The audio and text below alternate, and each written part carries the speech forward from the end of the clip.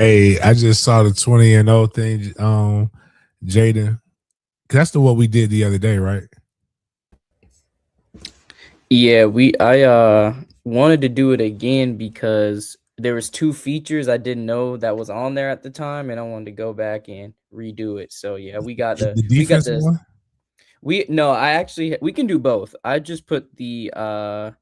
put the 17-0 one back, but we can do the 20-0 one too. Oh, because I just saw somebody posted this thing. I'm like, damn, this is a pretty damn. Oh, I think this is based on the person's best year, not their fantasy football, not their fantasy football grade. But it's crazy. Like this guy got Jameis Winston, Eddie George, Lionel Manuel, which it, I I was 4 years old when that guy was playing. Jason Witten, Josh Gordon, and Jimmy Graham, and that offense, like he would have went 15-5 based on that roster. But anyways, this is what's going on, world? It's your boy at Big Game James _36, and this is Big Games B.S, part of Den Media Group, presented by MFTK Foundation. MFTK Foundation is a go-to website for all things MFTK related. We got a pretty good show coming in. We got it's birthday time, the birthday time of year. I will have a teenager in 3 more days. Wait a minute. So, well, 1, 2, 3 more sleeps.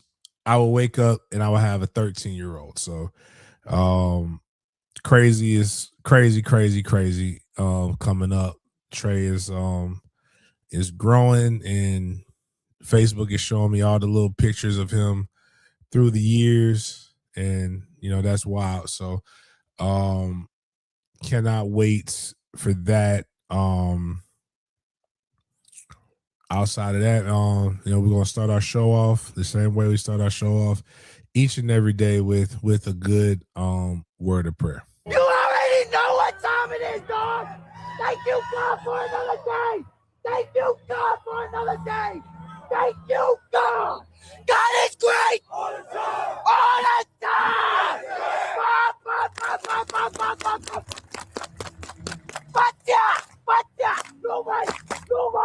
Nobody, wanna thank you, God. Thank you, God.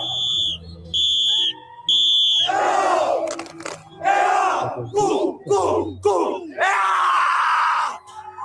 All right, what we talking about today, Jaden? Good morning, everybody. Welcome to another morning edition here on Big Games BS on Monday, June 8th. This is your first time at the show. Welcome. And if you wonder why it's called Big Games BS, it's because we bring the good, the bad, and the BS of the sports world, especially football, to your screens, eyes, and ears. We got some topics to touch up on in our MFTK segment that should look familiar before getting into the NCAA. We love to talk about FSU first, and we got some news coming from the Seminoles before touching up on some new information coming from the alumni world, and we do have another Brendan Scoresby update for you guys. We're going to touch up on a little bit more topics as well before we get into the NFL section for today. We have a wild story coming from the Broncos team, but we're going to break down some players and some teams, and we're going to play some games as well before we get into our Big Games BS section, where we bring the scope of the convo outside of the typical sports world. We have our BS or Bussin' Food review segment we can't wait to share with you all. Then we're going to close out our show with our Wyland segments. We usually have an OG or a Y in Wyland segment, but this time with the resurgence or with the surgence of AI, we are having a robot Wyland segment to close out this show. It's going to be a great funny laugh for you guys, but first things first, let's get this situated because we have a battle to discuss. A battle sponsored by Battle of the Southeast High School 7-on-7 Football Classic. James, take it away. Shoot, easy. $500 get you 10K. If you're not afraid. A lot of people are afraid. Like I'm looking at this and like I got five. I might have to reshare this, but like that's wild that you have something there. It's for the taking, and people just are afraid to go and compete. Like, come get that bread. If you feel like I really am starting to understand and believe that people aren't as not vested, aren't as confident as they espouse to be. Because I know this, I'm putting money on my dogs. I don't get any of it. It's not gambling, but like if I knew my team was like that, I want to put the $500 up with the intention to walk away with the 10. But at worst, I'm going to go out there and make somebody feel me. Um, to quote a gay thespian from Brooklyn, New York, that went to Baltimore School of Arts and rapped about West Coast violence. He said, like my house word Napoleon said, somebody got to explain why I ain't got shit. And that's the mentality that I would take with my team. Is like somebody got to explain why we're not better than Mandarin. Somebody got to explain why we're not better than this team. And the problem is a lot of teams ain't trying to explain why they're not better than nobody else. So hey, it's there for you. People are, but I know I get it. Some people are a little timid and a little bit of afraid. So, coming down, counting down. Would love to see 16 top teams in it to be able to get that. Got some major sponsors that we'll start announcing as we start announcing teams that are going to be there. So, but yeah, so good stuff. There's also a free Tallahassee Legends Youth Football Camp this month on the 20th from 9 a.m. to 1 p.m. at Lincoln High School. James, how do people get a chance to sign up for the second annual Tallahassee Legends Camp? You got to go to tallylegendscamp.com. Tallylegendscamp.com is free. They're going to get trained. They're going to get some good food. They're going to get a lot of different things that are going on. But we just added a new person. If you look at there, I got to put the new flyer up there. We got BJ Daniels, Super Bowl winning quarterback, formerly of the University of South Florida. Played with the Seahawks, played with a bunch of different teams in the NFL. Good guy. I've known BJ for his whole life, for the most part. His dad was Mr. Bruce Daniels, actually coached me in basketball before football, but we'll have skill development, SAQ. We'll be have talks, competition, and a free meal that gets everybody fed. So like you go there, click the register now. Slim Chickens is gonna be that's what I'm ready for. Slim Chickens is delicious. It's I gotta tell Brittany she gotta make sure she update that page with the new flyer. It's free 99. Bring your girls, because girls flag football is starting to become a big deal. And the goal is to, the next year, these things are gonna get done by, in a few years, maybe a kid from this camp will be doing the same thing, or they'll be motivated. There is enough people to be able to do a camp every weekend. Actually, not even just every weekend. There's enough legends. There's enough people to where for every day, every weekend in the summer, Friday night, Saturday, and Sunday, there should be something to be able to be done. So, but I can't talk about everybody. All I can do is talk about myself, and this is what we'll be doing. Starting off the community give back summer. Basically what I do. So, good stuff. Can't wait to link up and go back to Rockbrook and do some good things for the community.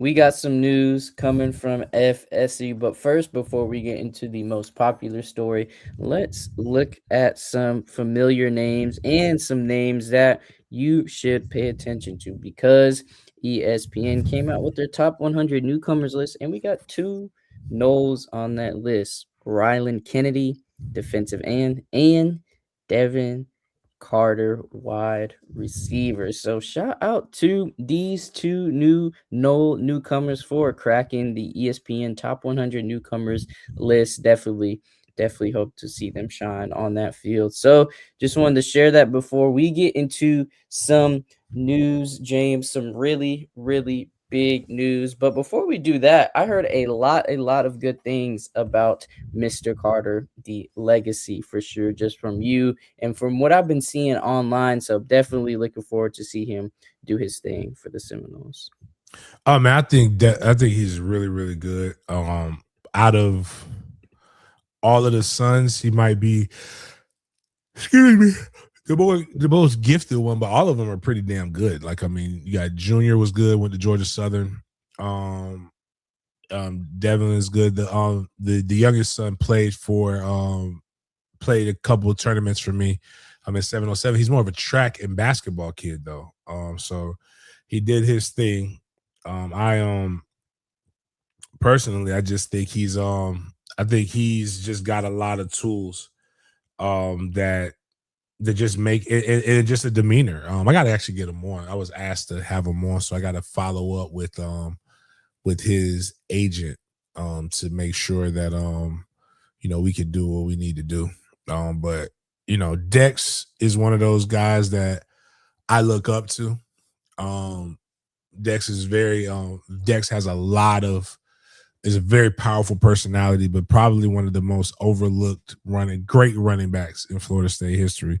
One of only 4 first-round draft picks we've ever had at the running back position. And it's a shame he's not in the Hall of Fame. Like, he's there. That needs to be corrected.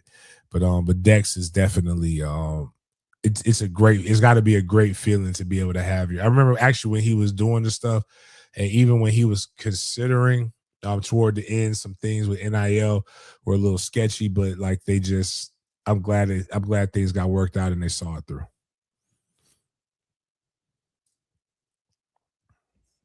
The biggest news of this past weekend came from a flip, James, and that is none other than 4-star safety Jernard Albright. He flipped his commitment from South Carolina to the Seminoles this past weekend. Now, James, a 4-star safety does play high school ball in Georgia as well, and we do have his huddle tape if you guys want to take a look at it. But before we do, have you heard anything? Have you seen any of his clips circulating the internet? Heard any good news about Mr. Albright? No, I haven't. Don't know anything about him. I'm interested. I also want to look up a kid, Sean Green. Somebody would say he's from Camden County High, and everybody's trying to get him as well. But I'm curious to see like what this kid. But flipping a 4-star from an SEC school is a pretty big deal. So yeah.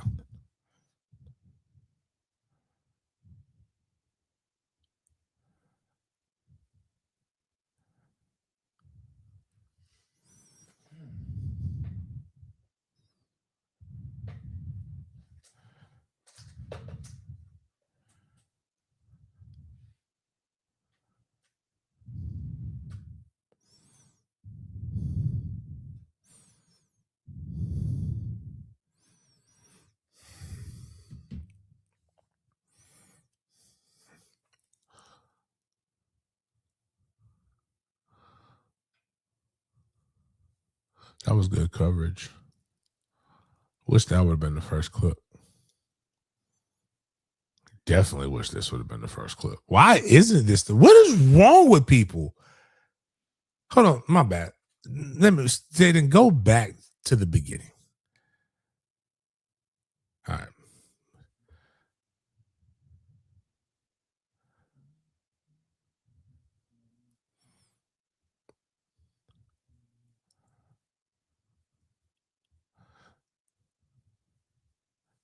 All right. Pause. Stop it. All right.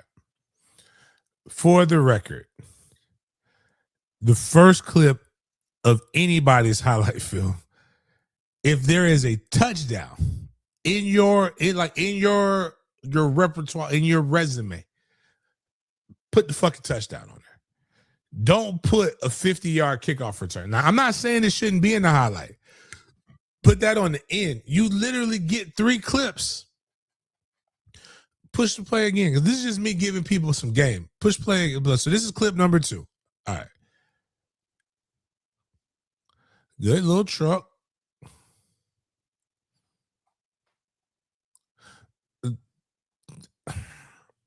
Like I'm turning it off. But I do give people 3 clips. Luckily, clip 3 is what sucked us in here.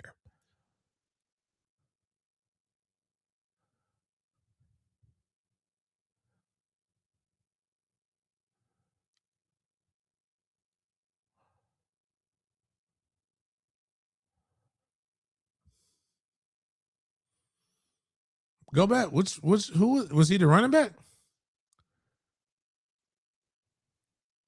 Okay, he's the running back.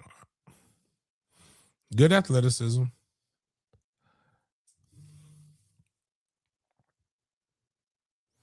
So Wildcat. We can get 1 yard, but he's a safety, so we don't care about that. All right, coming down here, you gonna bang, huh?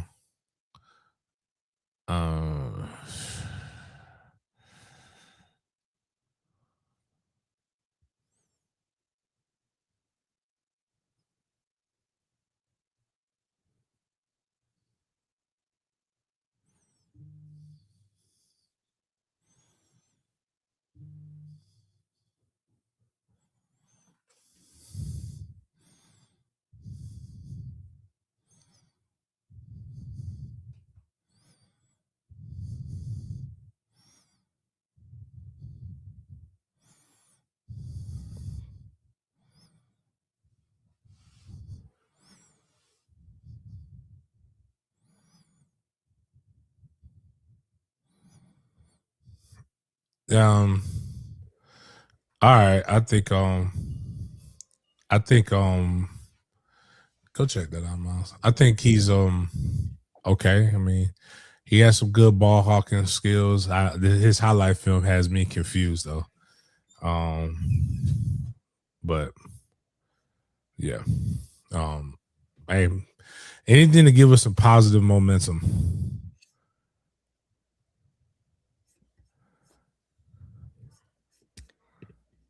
Okay, let's move on to this tweet that I've been seeing going viral, and I've been wondering, James, if this is true for you too, or how does a usual case work in terms of, Let me especially guess, it's Crow. maybe. Before we get into that, can you find the kid Sean Green real quick? Because I am curious. Oh, okay, yeah. Yeah, I'll look him up. You said was, Sean Green. Yeah, SEAN Green. Got From you. Camden County High School. There's a bunch of people are like they want this kid. Like Norvell Central put I have seen enough. Let's get class of 20. Like, I ain't gonna hold you. I didn't know we had a 4-star receiver in this area. So but yeah, but I want to know if I missed out on getting the guy. Yeah. Got you. Let me get his huddle profile up right now. Got it for you guys. He is let's see, 5'11", 165-pound wide receiver, class of 27. So let's see. 5'8", 5'9". Right here. Got the video for you guys. Let me share it with you guys and let's see how Sean Green is looking in his huddle. Okay, first team all offense. He's a little skinny. I mean, it was a couple years. We didn't do Camden last year though. So. All right, he flexed out. And that quarterback is a former is an MFTK quarterback as well. Oh, see, people, this is how you start your goddamn highlight film. Okay, all right. I'm with it. Why are we playing so far off? Give me that right there. Tough catch. Yeah, didn't make an unnecessary move. Okay, they really don't want. Ooh, Will, you got to throw that earlier than that though. Sorry, I know Will. His quarterback. He's at Jones High School now. Not Jones, excuse me, Evans High School. Damn, there we go. Oh, okay.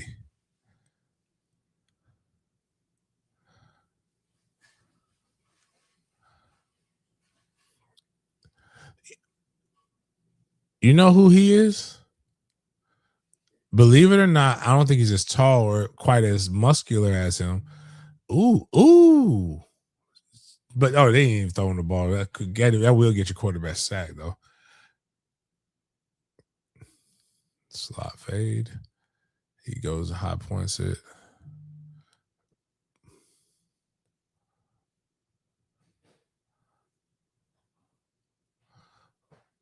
Will definitely didn't have the best blocking. I'm sorry, I'm looking. I gotta get to see Will. So it's a lot of, but he gets wow.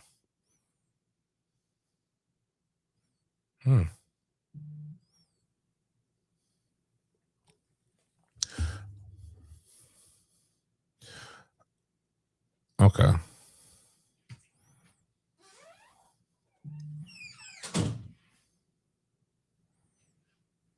This clip needs to be higher on the list. Like, put your touchdowns on there, especially if you're a wide receiver, guys.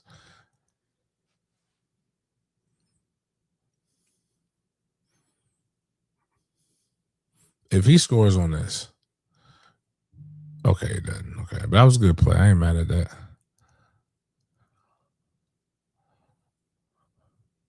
A little scramble drill. Should have stayed outside.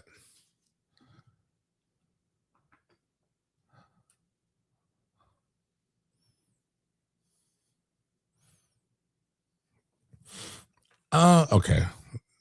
If he takes this to the house, I'm gonna be mad. Did we just put a hit? I guess we showing us toughness. I ain't mad at it. I ain't mad at it. I'm not mad. I'm not mad. I'm like, I wouldn't, like, what is the stats? Like, I'm curious, what is the stats? Because again, I don't really, not mad. Like, I'm just trying to figure out if I want to overly invest in a guy who got 3 touchdowns. I said Sean Green, right? Yes, Sean Green. Okay, he's a track and field guy. I'm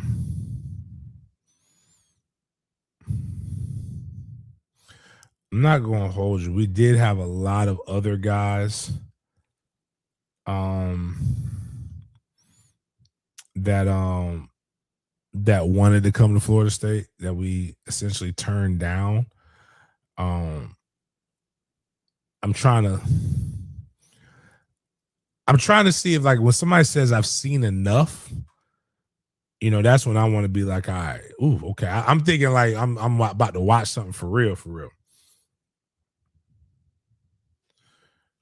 Okay.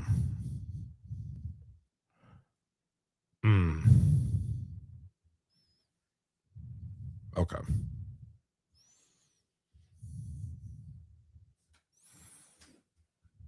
He had 9 touchdowns, 41 catches, 572 yards. I definitely believe he's a D1 player. I've seen enough. I don't know. That's not for me to decide. I mean, if he become, like, he's not a bad player, but that's not. I would have had to have seen him like in real time, like at some other different ways, to take him over Julian Cromartie, if that makes sense. But yeah, so that's appreciate that. I just wanted to watch. I just wanted to see some of that film.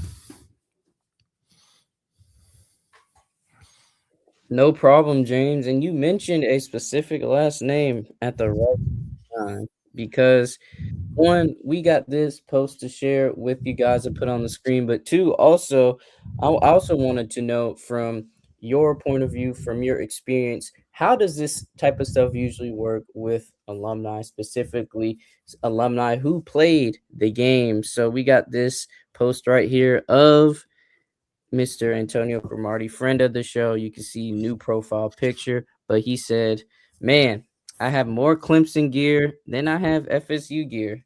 Can I get a care package? I mean, I know I'm not playing anymore, but man, going to have to start stealing my son's gear every chance I get. My question for you, James, is how does that gear situation work for former players, and specifically former players with legacies on the current squad? Well, there's a couple of different ways it works. Every university is different. I know some guys who go to Florida and they get a package every year. Typically, guys who play in our current pros are the ones who get things. Hold on. Sports Mark, he does. You're right. Put that up there real quick because I don't want to go later in the show. Sean Green is fat. Sean Green is very explosive. He's also 41 catches for 571 yards in more than 10 games. You have to ask yourself if all of those things are true, and this is just a healthy critique of the young man. I have no real thing, like nothing else, but 5'10", 165. We don't see that. We have not yet to see that translate very consistently on a power 4 level consistently. And if he were, and he had Will Jackson as his quarterback who has power 4 offers, right? So he has a Division I quarterback. We just watched the film and I have 3 plays that show me he can do that. But I ain't got 9 touchdowns worth of plays to show me that he can do that. And the stats and the level of play that they have, and I'm watching people play off of him. Like nobody's jamming him, nobody's getting into shit, nobody's doing those different things, which is what they're going to do in college. It's inconclusive, but what I do know translates pretty good is 6'3" guys that could jump, because again, Julian's a track guy, because Julian's I'll be honest with you, Julian's a 10-5 plus guy. And that's just me, that's just one guy, but there's other guy like the Thomas County Central wide receiver, I believe is who we really should have taken. And he was a 4-star as well. And we said we weren't ready to take him. And like now what it looks, I'm gonna be honest with you, what it looks like is we missed on a lot of guys. We had a guy that we felt was up on the top of our charts, but we felt like we could have got better. Missed him and missed the guys that we couldn't got better. And now people are wanting us to go right here. When you want to know who's fast and you don't want to know who's twitchy? Crumeny, the kid from Rickards. The kid, like, you could go 5 miles and find that exact. When I could go 5 miles and find that exact same guy,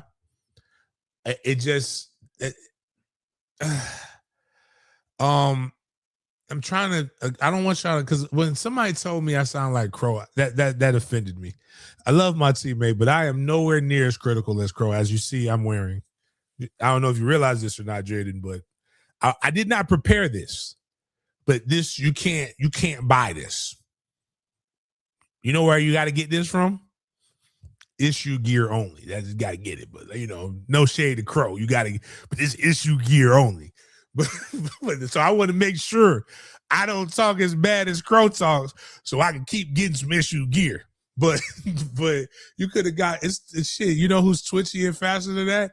Old boy from Jay Simmons. Like, brother, it's some guys that we could have got that I just feel her a little bit. Not just easier, but better. Like, it just, it is what it is. But anyways, getting back to what we were talking about with as far as Crow has more Clemson gear because Crow's not telling the full truth of this situation. There's a picture of Crow with his daughter like some cheerleading gear or some shit like that. He's got 2 kids going to Clemson. Like, I know you buying shit for them. But people like jumping on Crow. Why would they give you anything? Because, and I talked to a person that said, we can't be, I got a thing to bone to pick with Crow too, because he be talking crazy about us on. Crow played at Florida State. Crow has iconic plays at Florida State. Crow grew up in Tallahassee in the fucking 90s when Florida State and FAMU were both in their heyday. That man wants some gear. Actually, I think it's Crow. Click on his profile pic. Jada, now that I think about it, this is Crow's profile pic. This is why he has more Clemson gear than everybody else. You see? But like I can agree with him. Like there should be a little bit of a thing where you give guys something. So like what I would suggest, you we probably got thousands of people, thousands of former players, right? It's impossible to give every former player that's alive something. I know we don't have every player on the registry, but every time a player comes back, at least excuse me, annually, you should give them something. Like give them some, like a pair of sweats, man. You could give them last year. You can give us last year's gear, right? Because I know you got to get rid of it. Give us last year's gear. But you know, I do know, like I got, Dr. Platt. I got to hit my dog up. I ain't talked to him in a minute. I really want to do this one day. Like I want to wake up and just do like, I'm gonna get you, sucker. And I want the marching chiefs to follow me everywhere in Tallahassee. Just one time. Just to like I'm about to go into a building and imagine like the trumpet section and the drum line. They go into Starbucks. Like they open it up and you just see 15 people come in.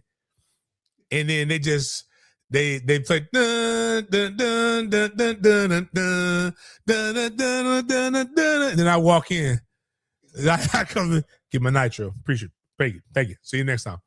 But that's what he said. He can still, like my man, he said he's going to just steal his son's gear. But man, y'all ain't seen Crow. Junior is not the same. Crow, now he looks, no homo, look better than me. Crow 240, 250 right now. Crow look like an NFL linebacker. Crow don't look like no goddamn cornerback right now. Junior ain't 200 yet. But like, so he can't just steal Junior gear unless he's finna be out there. Then we're gonna have all kind of new questions for my dog. My dog gonna have rock hard nipples poking through the S's, like right here where this is at. It's gonna be right here. It's gonna look like a goddamn Seminole halter top on my dog.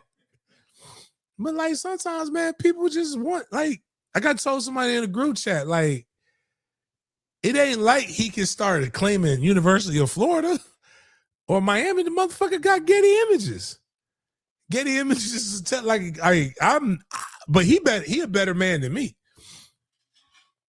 I'm not wearing op colors if Trey go to another school. That's his colors. But yep.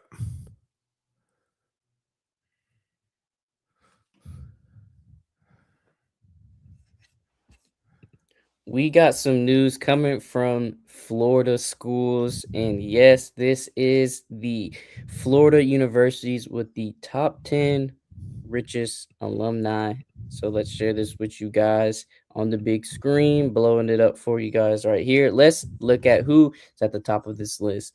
Number 1, University of Miami, Philip Frost with a net worth of $7.8 billion. FSU comes in at number 2, Jim Moran with $3 billion. Then you got Nova Southeastern University with Mr. Wayne Huizinga with 2.6 billion. Florida, Chris Klein 1.8. And then you have USF with Arnie Bellini finishing out your top 5 with $1.5 billion. You got FIT, FIU, UCF, Rollins College, and Embry-Riddle on this list as well. And they're ranging from 100 million to $1 billion net worth for those individuals. Wait a minute. Hold on. How is Embry-Riddle 500 is more than 100 and 200, right? Yeah, I just assumed they messed up. Okay, all right. I was confusion because but that's crazy. I thought, well, Florida probably just has a lot. Florida and Miami, I believe, just have more boosters that have bread. We But Jim Moran, somebody corrected me. I thought it was the School of Business, but I forgot. Obviously, it's not School of Business, but I guess it's the entrepreneurship school. Yes. Yeah, so like so I know Jim, obviously, to get a school named after you. People, they ain't just naming schools or buildings and colleges after people because they're good folks. I mean, you could be a good folk, but they gotta write it, you gotta stroke a little check too. So but that doesn't mean they're giving that money. So,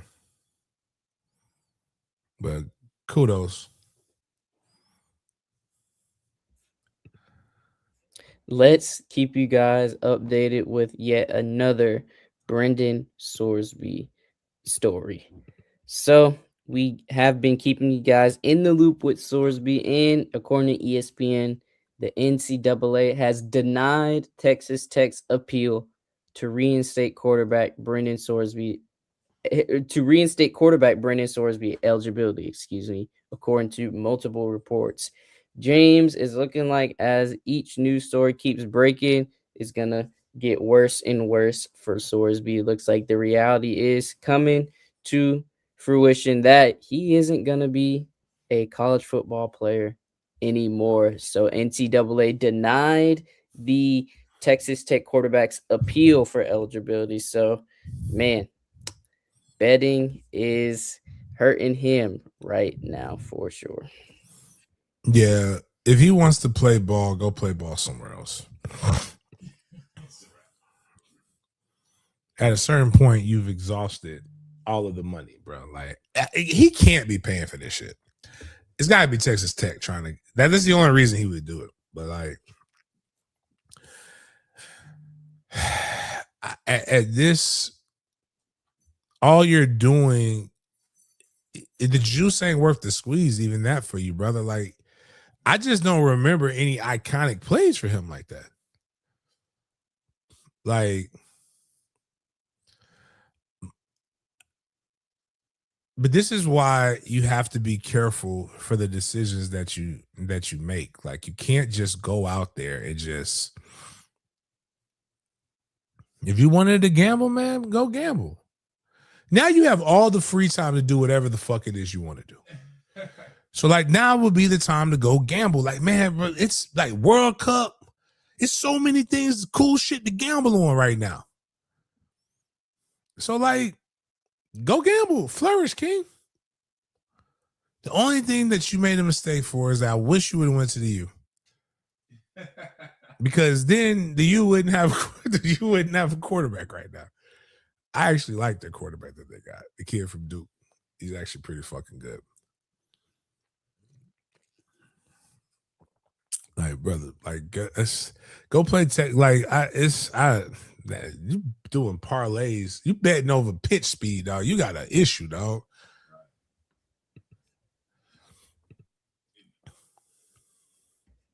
Speaking of transfer portal guys, let's look at Ari Wasserman's list from On3 regarding the 10 transfers that could shape 2026 teams. Now he starts off this list with linebacker Rasheem Biles, who is now at Texas. Offensive tackle Lance Hurd, who is now at Kentucky from Tennessee. Nick Marsh, a wide receiver from Michigan State, now at Indiana, the reigning champs. He has former Florida Gator quarterback DJ Lagway on this list. Colton Joseph, Cooper Barcate, not sure how to pronounce his name, but his last name. But he was the leading wide receiver on that Duke squad. Darian brought him over to Miami with him, so he's on that Miami squad. Definitely look out for him as well. Keaton Hauser, quarterback for Illinois. Omarion Miller, who was at Colorado, now at Arizona State. Jaden Craig, quarterback, and Terrell Anderson, wide receiver. They ain't want to put the left tackle that left college, Jordan Seaton. Yep, Jordan Seaton should be on this list as well, in my opinion. Definitely. Can I talk about Cooper Baccarat real quick? Like, everybody talks bad about NIL and transfer portal stuff. Can we talk about his progression and him winning in life on top of being extremely white? You would think, like, this is how I know, again, everything in the world isn't, but they just don't want to make it to where the positives are insinuated. This is how I know, right? Or somebody's going to say something silly like, let me check. He's got both parents. He went to Harvard. Well, first he went to Modern Day in California, great high school. Then he went to Harvard for 3 years, balled out at Harvard, right? You know, got his degree from Harvard. What can I do to win more in life? I'll go get my master's from Duke. Got his master's from Duke. Graduated with his master's.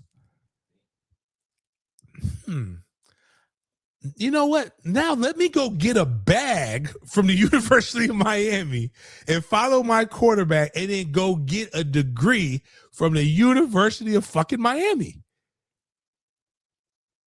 Is that not a come up? Is that not like a story that should be way more pushed in front, shoved down our throats?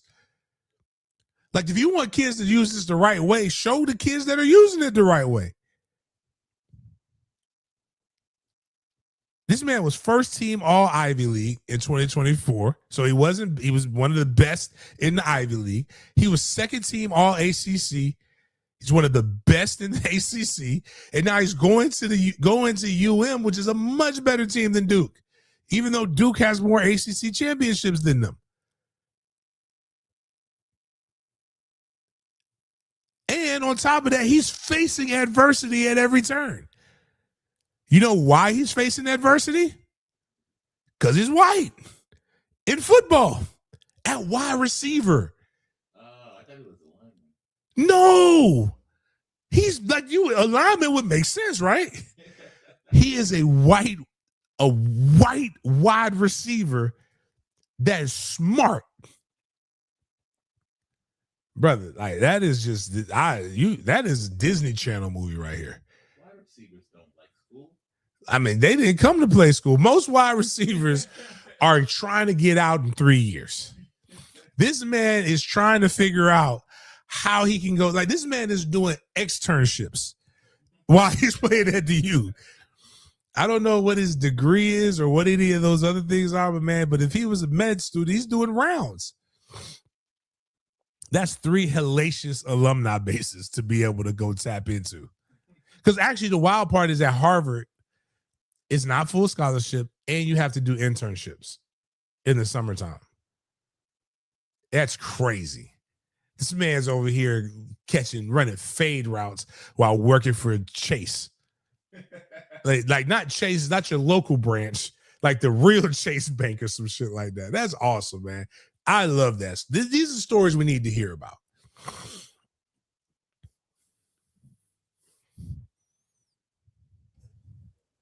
Here are some of the college football facts that you need to know as we head into the 2026 season. So Kirby Smart has more first-round picks than losses as Georgia's head coach. He has 21 first-round picks, while he only has 20 losses as a Georgia head coach.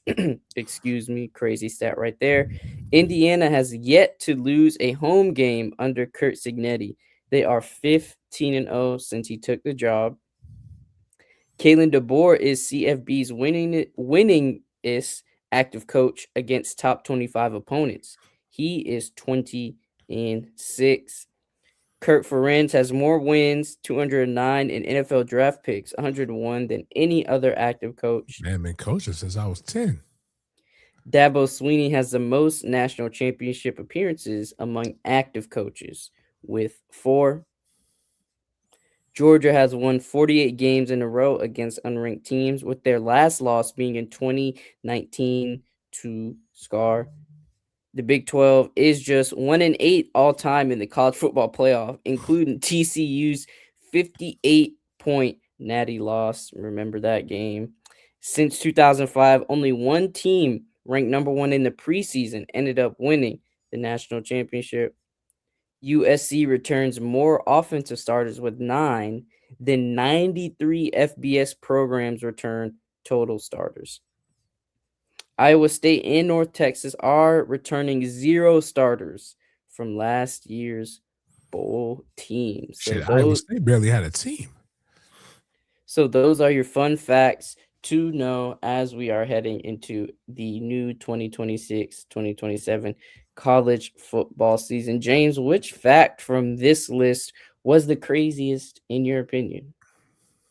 21 losses is pretty insane for the amount of time that Kirby has been. And only losing to one non-ranked team. And it makes sense that it's a conference opponent because you kind of get to know these guys more. Those guys kind of get to know you more. So like but Kirby's a good coach. I don't like the bitching that him and Saban do, but he's a Saban disciple, so it's what they do. But all that crying and shit, like, bro, like, man up. For any of my gamers out there, there's some good news for you guys, especially the EA college football gamers, because for the first time in 13 years, Mascot Mashup is back in the game. Mascot Mashup is an 11v11 mode where every player on each team is that school's mascot. Every mascot is a 99 overall, and the mascots have special abilities, different types of movement. We'll have the ability to unlock different mascots through in-game achievements according to CFP Kings, and there are 120 mascots in total. So I just want to share this with you guys. For any of my gamers out there, get ready to play that mascot mashup. I know I'm going to be seeing a lot of those videos on the timeline. So just wanted to share that with everybody and let everybody know what's going on with that new EA college football game. Now, James, let's talk about the Jaguars. While we do not have any major news, we have some news coming from one of, if not the best wide receiver in Jaguars history, and that is Jimmy Smith. And it's officially official. Jimmy Smith is now inducted into the Black College Football Hall of Fame. He's now officially a part of the Black College Football Hall of Fame, and he did play at Jackson State for anyone who is not familiar with Jimmy Smith. But huge shout out to Jimmy Smith and congratulations on getting inducted officially into the Black College Football Hall of Fame. James, is he the Jaguars' best wide receiver in franchise history? Top Easily. 3, top 1? Oh, easily top 1. Got you. Number 2 would be Keenum. They haven't had anybody. The closest they were getting would have been the Allens, like Allen Hearns and Allen what's the other Allen? The kid from Robinson. Allen Robinson? Robinson or no? Yeah. Allen A-Rob and Allen Hearns, but like NCAA got the injunction for Sorsby. I mean, Texas Tech got the injunction filed for Sorsby, which only kicks the can down the curb. That man ain't gonna play, dog. They gonna keep putting that shit unless the guy said they're going to file. I mean, I guess you never know if the case doesn't get seen until January, then he's good. So, but he's not going to the NFL. I can tell you that much. That might be why he's fighting so much, because he knows that the NFL ain't going to overlook the gambling ship. But yeah, Jimmy Smith is what's wrong with the NFL Hall of Fame. Like, when you look at Jimmy Smith's numbers and you look at the dominance and you look at guy, he's not ever, he should be in there. He has an argument. But they're going to use his off the field issues as a reason why he won't get in. And there's a case for it. One of the most iconic figures in Jacksonville sports history is a man by the name of Bullet Bob Hayes.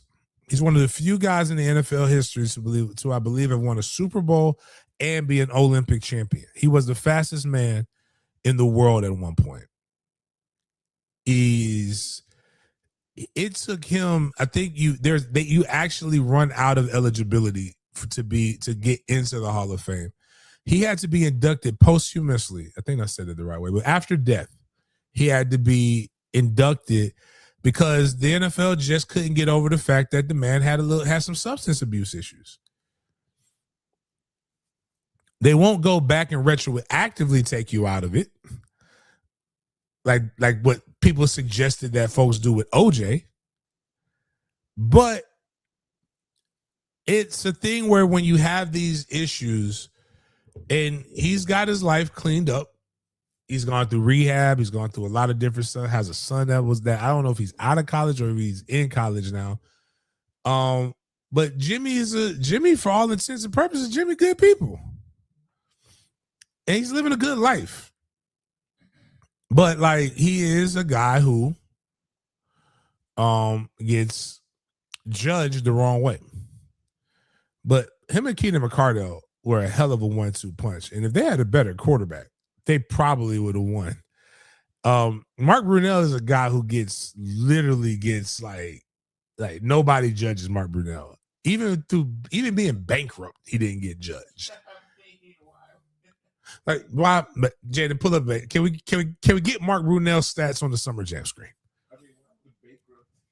No, what I'm saying is like he's like a Mark Brunell. But I think part of it is that people love Tony Baselli so much, and Mark Brunell and Tony Baselli are like freaking frack.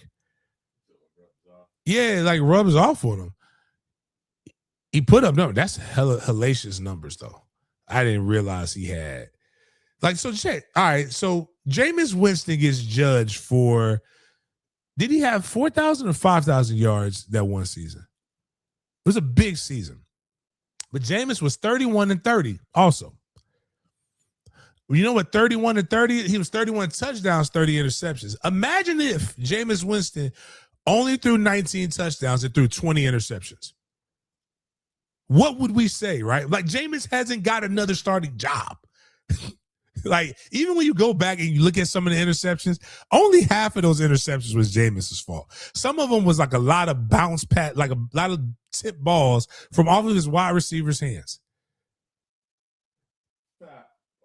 Yeah, my bad. Yeah, definitely heavy pause.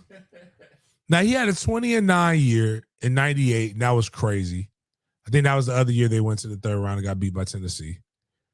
But like, if we're being honest with ourselves, his touchdown to interception ratio was pretty rough for the most part.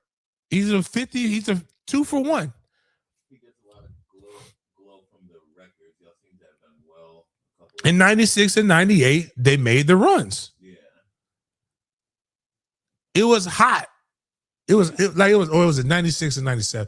Either way, they made 2 runs going to the third round of the playoffs. One year they lost to the only team they lost to. And this sounds insane to say, right? They only lost to one team, the Tennessee Titans. They lost both games in the regular season, and they lost in the playoffs. It was '96 and '99. My bad. Okay. But like. You're like you just sit back and you think about like he is not a GOAT. They didn't have a GOAT quarterback. No. Like nobody's coming in like if like Peyton Manning, even with he has his 2 Super Bowls, right? Peyton Manning, even before, it's kind of like, wow, some of our judging is weird. Like Michael Jordan was called the greatest before he ever won an NBA championship. That's what people neglect to like. Now we're holding him there, but they called him the GOAT before he even won because we could recognize that he was different than everybody else. That's why the LeBron shit baffles me. Peyton Manning was considered the greatest quarterback before he even won. But there were things about Peyton Manning that we could just like. You could see it. Like Eli had more championships than his brother at one point in less time. And you know who we never saying is better than Peyton?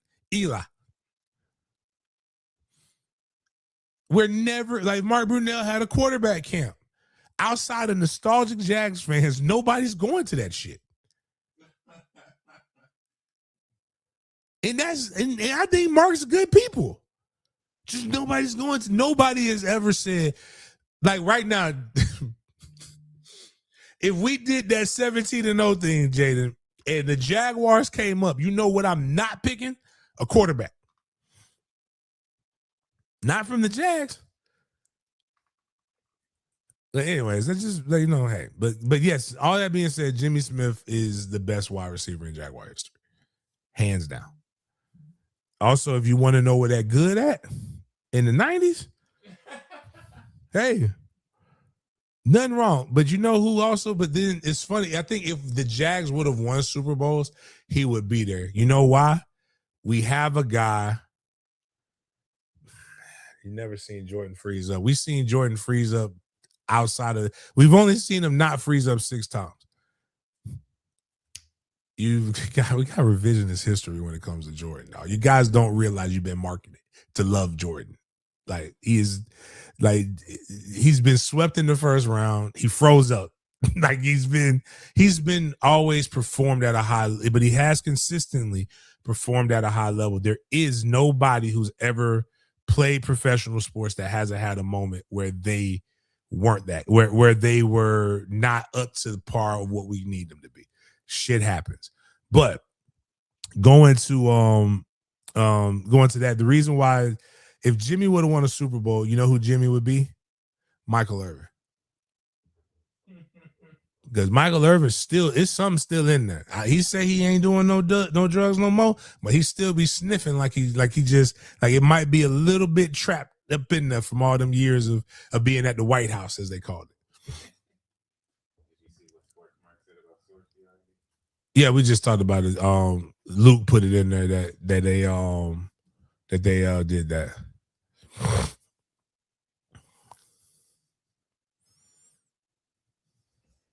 Debo got his number, James. None other than Jared Verse. We're talking about in this situation, tongue-in-cheek joke, but Jared Verse will be wearing number 8 for the Browns, and Dylan Gabriel will be changing his number per Mike Garofalo. So we do not know. How does that conversation even happen? Does he just be like, "Give me"? No, I think it was assumed. Damn. Like, you didn't need to know that. Dylan Gabriel saw the news and we saw the same news we saw. Well, I guess I won't be wearing number 8 anymore. Hey, the dude who works the Browns equipment said, they didn't even like undo the stitching. They ripped that shit off.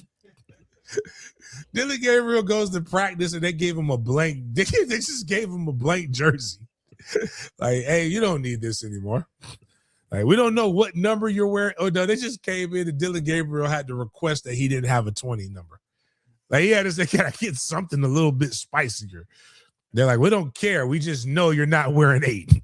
If you have to hope that Jared Verse would have had to say, I don't want to wear 8 for that to happen. All right. He could have went in there and tried to put his foot down and stood on business, and he would have been they'd have been like, security, escort this man out of the building. Oh man. That's wild. What kind of conversation we having with this? Fuck that, man. We got some interesting news coming from a Broncos player. I don't know how we're gonna get through this one, but Broncos outside linebacker Jonathan Cooper and his girlfriend Jade Fagan were both arrested after she decided to go through his phone. And what it sounds like is he decided to go and eat her phone. But wait a minute, huh? let's decide. See. Well, this like I ain't gonna hold you, dog. And I know this is gonna sound weird, right? Coming from me, ladies. I stop fucking with these ball players, please. If you want a happy life, Like, please, or just accept that it's not going to be a traditional relationship and be happy. learn a high guard. Like, let's not do things that are going to press, right? Guys during the time of season that they can't adequately express themselves with others, right? What position does Jonathan Cooper play?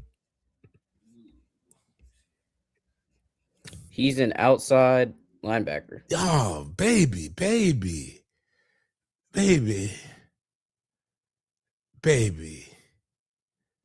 Let me give you some insight, James. Denver Broncos outside linebacker Jonathan Cooper was arrested early Friday morning on DV charges.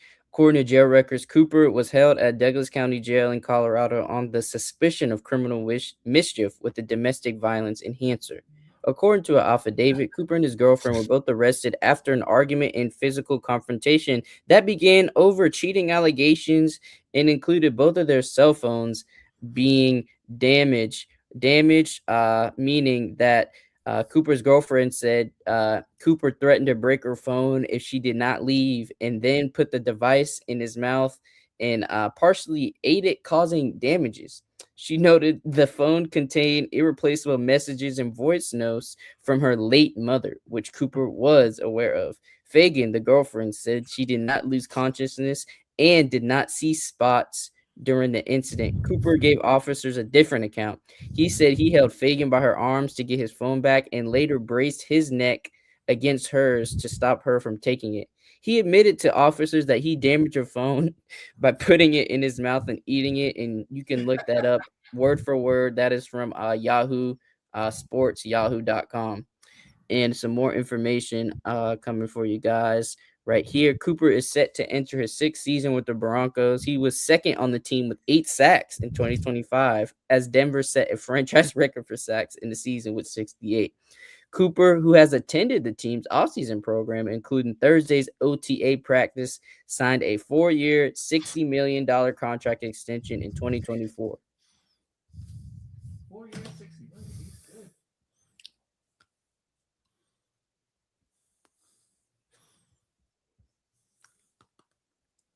That man got some strong ass mandibles.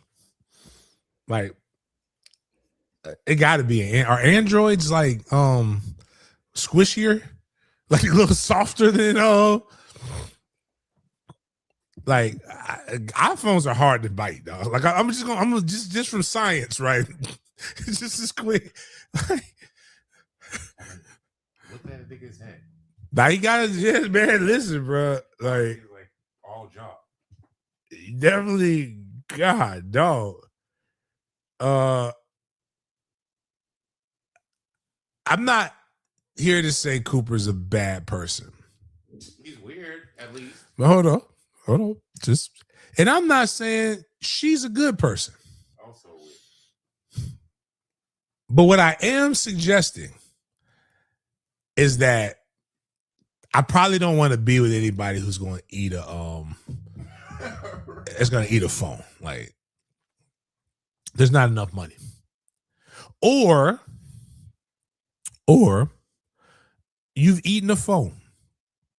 I've seen everything that I need to see in life. And I know I'm not going to press you about anything. I'm going to let you have it. You got it, dog. You got it, papito. That's what I'm going to say. Like, what would you say? You got to bite glass, dog. He should be doing commercials for teeth strengtheners. Like, anything that they say he got and it made his teeth stronger, I believe it.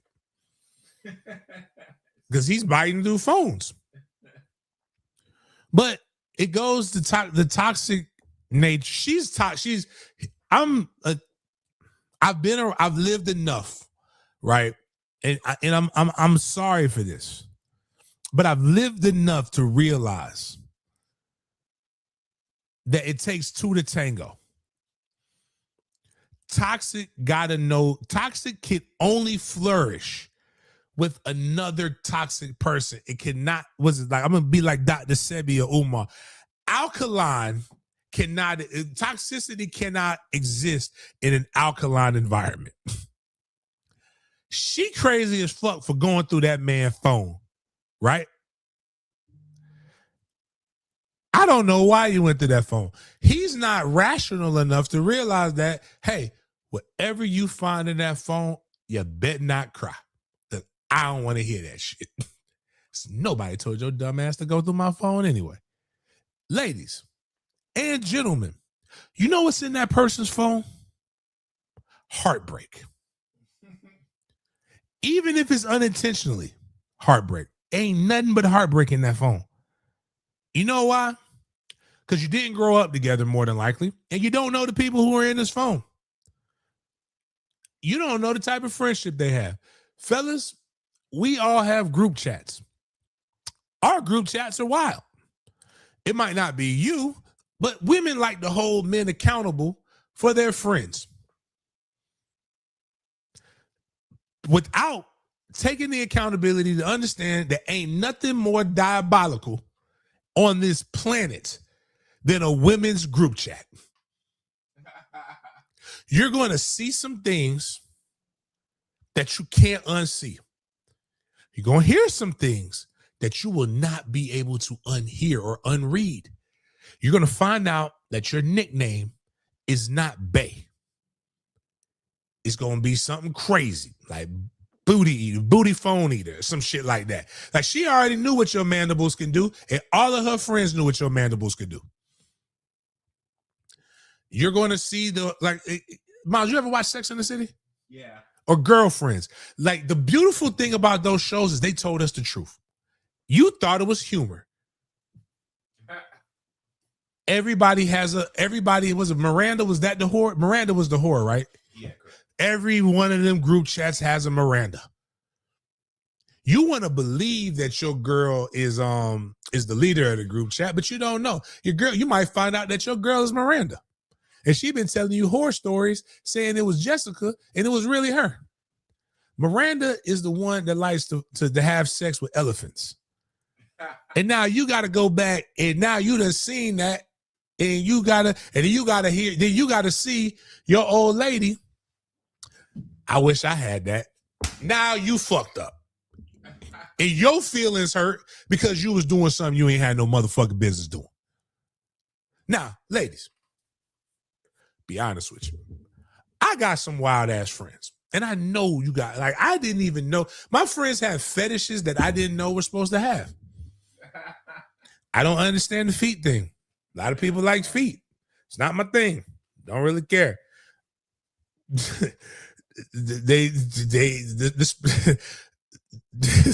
Everybody finna give all this, but just know it's some wild shit. It's some guys who ask for wild shit. They're not exposing. Nobody exposes they old lady, but there's Twitter porn. Some of the best porn in the industry is on Twitter. Yeah. They put a lot of stuff out there, man. And on top of that, that lady said that she lost her dead mother's shit or whatever. Like, bitch, back your phone up. I don't want to be with a woman who not smart enough to have stuff like that backed up. But I won't use the thing that if he would have got a sister that he wouldn't go through this, because I have only dated sisters, and I have never eaten a phone. I have had somebody go through my phone, and I'm just like, shit. Why did you let the inanimate object hurt you? But now I got to explain shit to you that I wouldn't have had to explain shit to if you wouldn't have got curious. Because a lot of the stuff is really not me, it's them. And that's my story that I'm sticking to it. That's what everybody's gonna say. Oh, Oh, a lot of guys are falling out of hell. One of the you guys do know why Colin Kaepernick became woke, right? Everybody know why Colin Kaepernick became woke? Because of a teammate's woman. That motherfucker tried to saw his car in half. Who was the crazy linebacker for the 49ers a few years ago?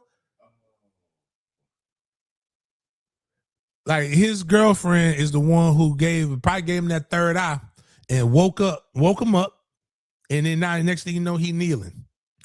But Colin Kaepernick was a terrible person before all of this other shit happened. That's why I couldn't believe him in the beginning. But anyways, I don't think it's good for your digestive system too to eat phones. There's no way. He bit her phone, which is still crazy.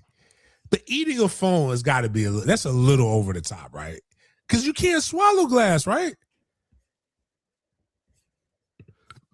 Anyways, I don't know. And you know, I bet she looked bad with makeup though. Cause she's not ugly right here. But like I know if she was made up, she would look better. Cause like, you know, that them they make you look crazy in them prison photos. But damn, if she make you eat a phone, don't break it. Like, how good? No vagina in this. Ain't nothing in this world good enough to make me eat a goddamn phone. Like, God, dog, boy, that's crazy. Excuse me, sir? Why did you have to come in here and you just purchased the phone? You know, they're like, well, in order to get the phone, you have to turn it in. That's, you know, and we got to write a report. Sir, this isn't a drop. That drops normally, the glass perforates this. Like, why is there did your dog eat it? Like, just imagine explaining that shit, dog. Child, what kind of chop is that child got? Oh man, love it. Life is crazy, dog. We want to give you guys some new information that you may have not been privy to unless you tuned into Dan Media Group, Big Games B.S. And here's one of those information right here. So Cardinals quarterback Jacoby Brissett plans to report to minicamp this week, despite some contract disagreements with the team, with some negotiation disagreements with the Cardinals and him.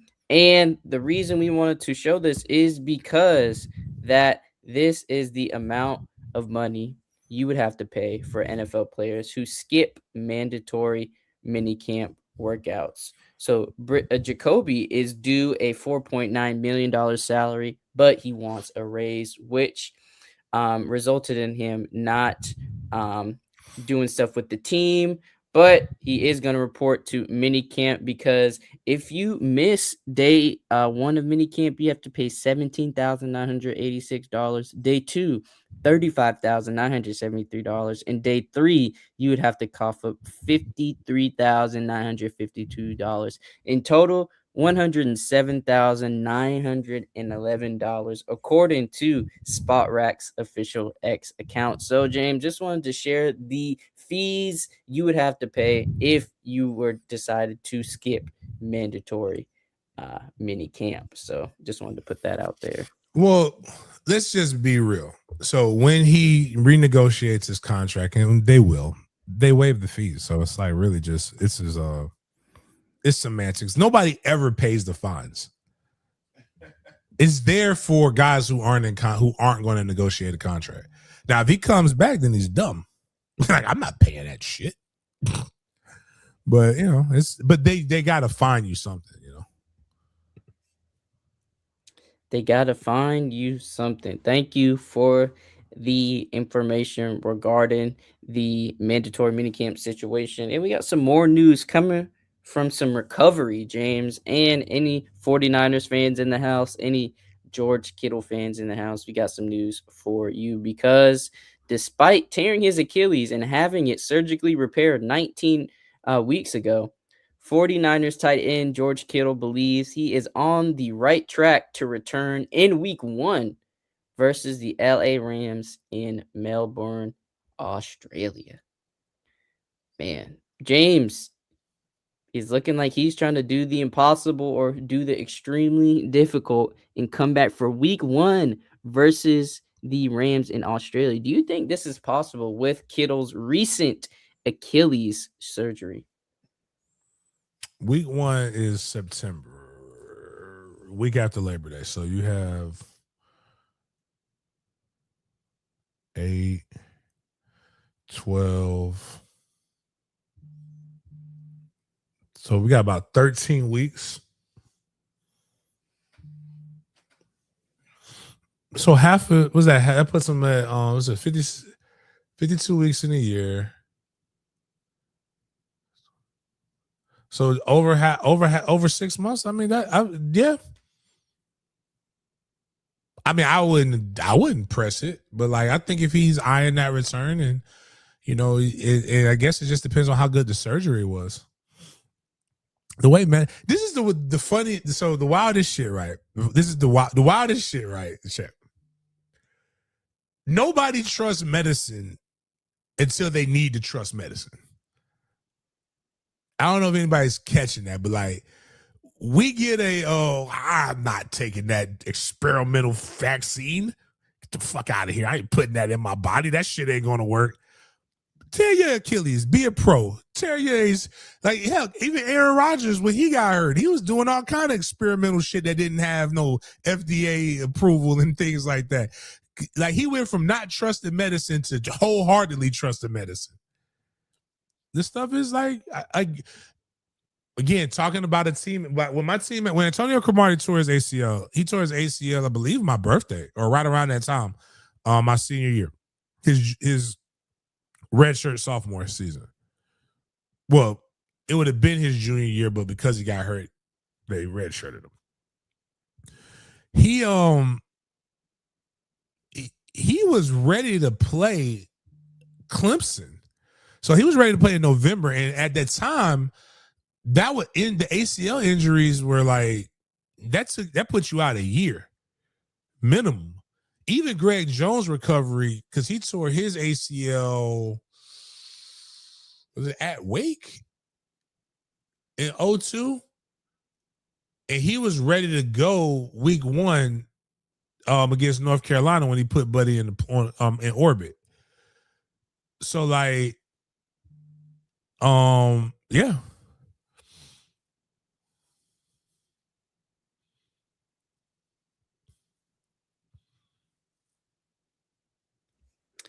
And since we're on the 49ers, James, we got to talk about a 49er who, well, I wouldn't even know if you can technically classify him as that right now. And if you don't know who I'm talking about, that is wide receiver Brandon Ayuk, because he posted a somewhat cryptic video on his Instagram Live that has been going viral across all social media platforms. So, James, I don't know if you or Miles have seen the video. I got it right here for you guys so we can play the fans. But a quote that has been circulating the media from this video is, quote, "Stop running from the belt coming." So let's take a look at what 49ers wide receiver Brandon Ayuk had to say on Instagram. Going to make sure, sorry about that, guys. Going to make sure the sound is ready for you guys. Sometimes it's weird with the tabs. The sound doesn't like to play, but making sure I got that sound for you guys. And let's see the message Brandon Ayuk sent from this video. This video coming from Ari Meroff as well. We dealing with, you know, like them kids when they don't get picked for the basketball game at the court, but they the ones that brought the ball. So they like, all right, y'all don't want to pick me. I'm taking my ball. I'm going home. Little ass boys. Or like when your kid, he got this one toy, but he don't really know how to use it correctly. So somebody else about to pick it up and play with it. And they're like, oh yeah, this shit litty. And they're like, wait, hold on, that's my toy. Little ass boy. Man, stop running from the belt. The belt coming. You scared. They scared. The truth is they scared. They know how I get. They gonna say, "Oh yeah, BA did this, BA did that, BA did," that shit allegedly.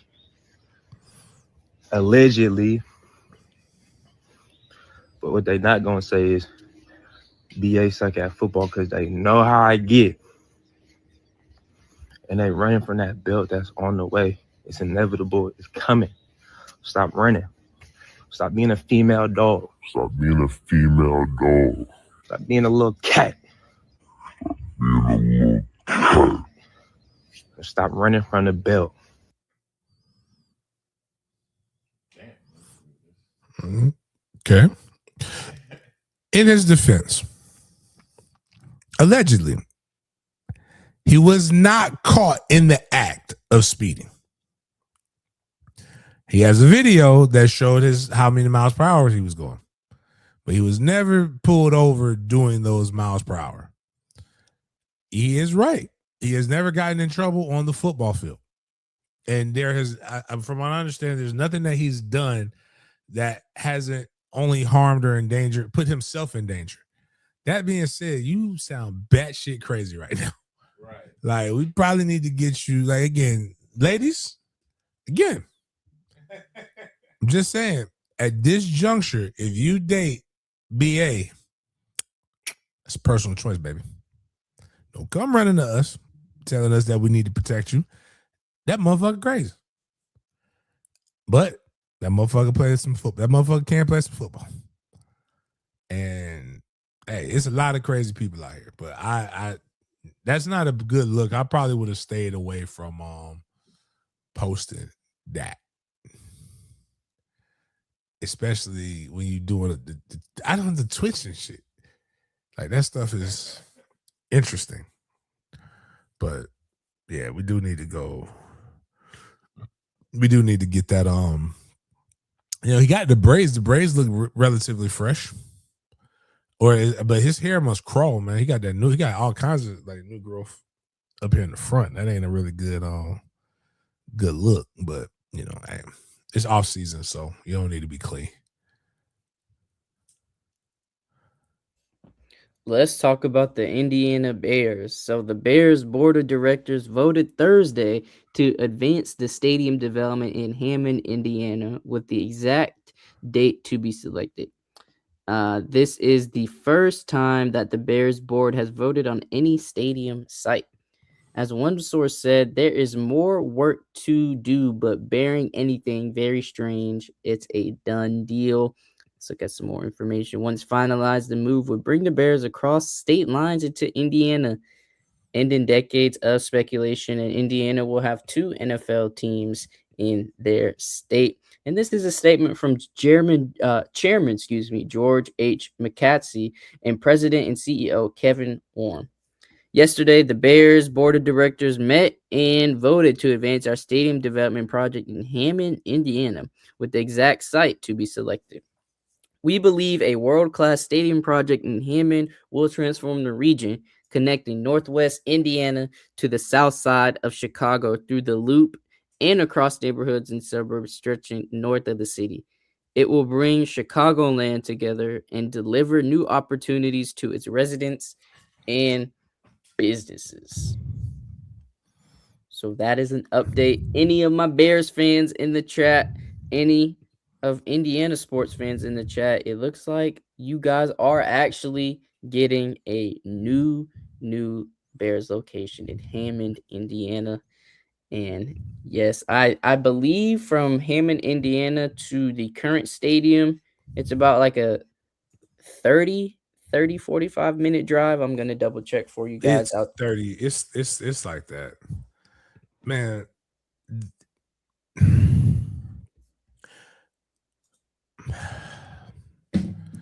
We're talking like, you know where the New York Jets and New York Giants play? East Rutherford, New Jersey. It's literally right. Most of these guys probably like seeing that proximity. It's why everybody talk like it's one of the things that people talk about Chicago. What about Chicago? Chicago, they try to tell you that Illinois has some of the strictest gun laws in the nation without saying that Indiana has some of the most lax gun laws in the nation. And Indiana's right fucking there. So like the no shit. Like you can go.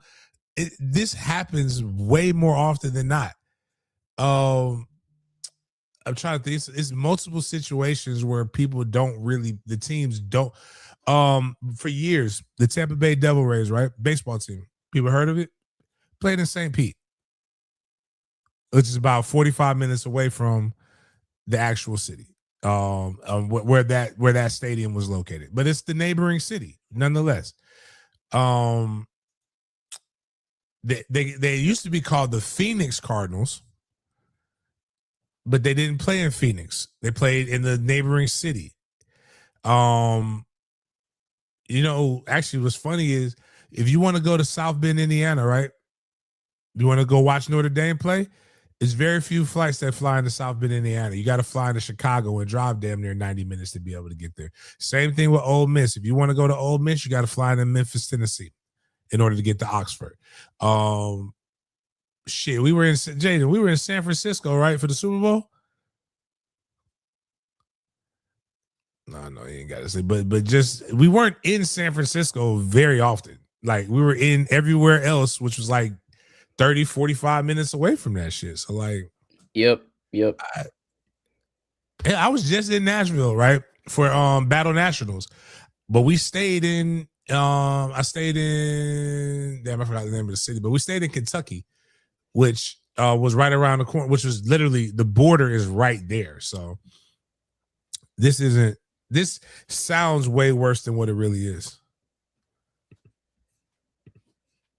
Definitely has a lot of people in an uproar, but just wanted to put it on the Summer Jam screen just so we can break it down for everybody and to describe and explain the 30-minute difference between locations. But a lot of people were hung up on the idea of crossing that state line. I think that's where a lot of people got hung up on, but it is only like a 30-minute drive from Soldier Field. So we will see the new stadium news and continue to track it, see how it progresses. And I guess the next big thing from here would be to get that site revealed to see exactly where they're going to be putting up shop at.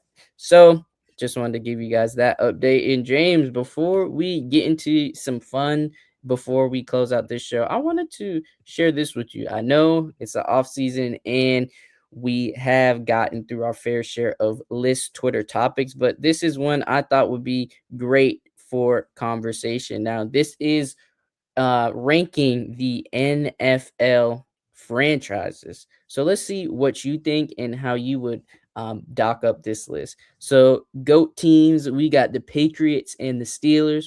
Okay. Iconic teams, Packers, the Giants, Niners, Cowboys, Raiders. Then many great runs, Broncos, Chiefs, Colts, Ravens, Eagles, Dolphins, Rams.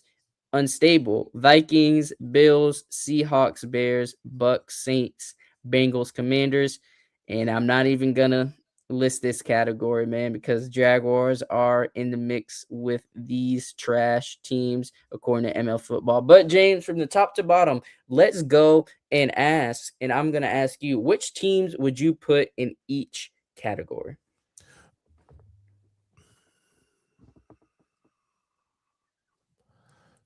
Go. I guess the Steelers and the Patriots are tied or like up there for the most championships. So I'm not mad at that. Iconic. Yeah. I'm with that. Because when you do think of NFL, I can't imagine the NFL without those teams.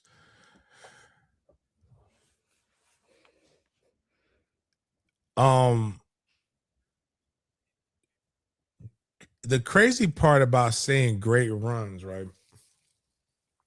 The Eagles definitely. The Dolphins they only have one ship. They have an iconic player in Dan Marino and some other good players, but like I mean, I might be talking out my shit. If you're gonna do that, you got to put the Bills in great runs. The Bills need to be up there. The Bills went to 4 straight Super Bowls. The nickname was "Boy, I Love Losing Super Bowls."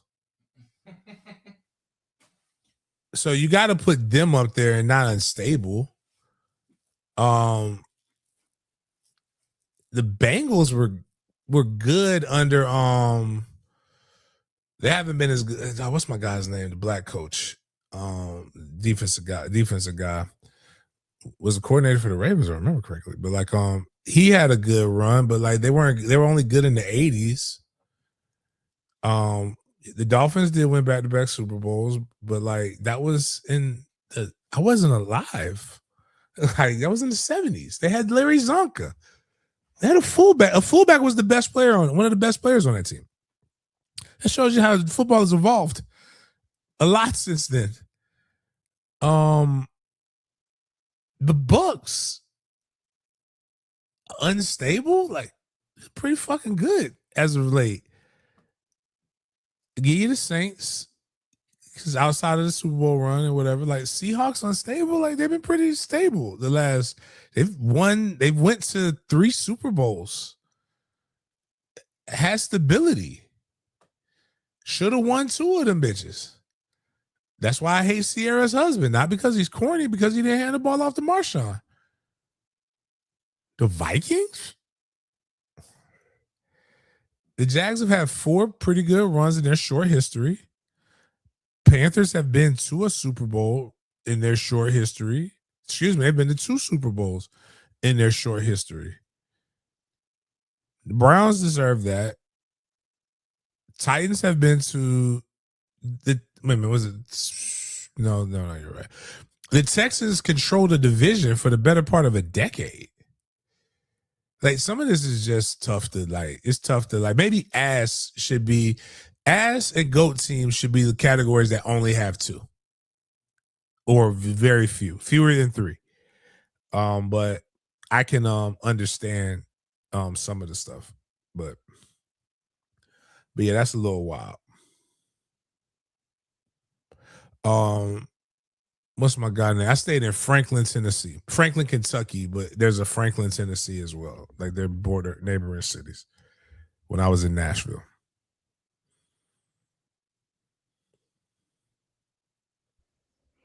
Let's go back and play this game, James, because there was something that I forgot to mention during the first time we played the 17-0 game on Sleeper, courtesy of Sleeper. But while we first showed it, I didn't realize there was a team and an era option you could select if you wanted to change your the team and season you got. So we are going to go back and do that knowing we have those options. So I'm going to click the first row and I'll show you what we mean. So you see in the top right, you can hit the team, meaning that if we press the team option for Detroit 2003, we would get another squad in the NFL in 2003. Then if we selected year, we would have the Detroit Lions, but a different year. If that makes sense. You can give me another year, but I damn sure don't want that. So you want to do team or year? Let's just do another year. Okay.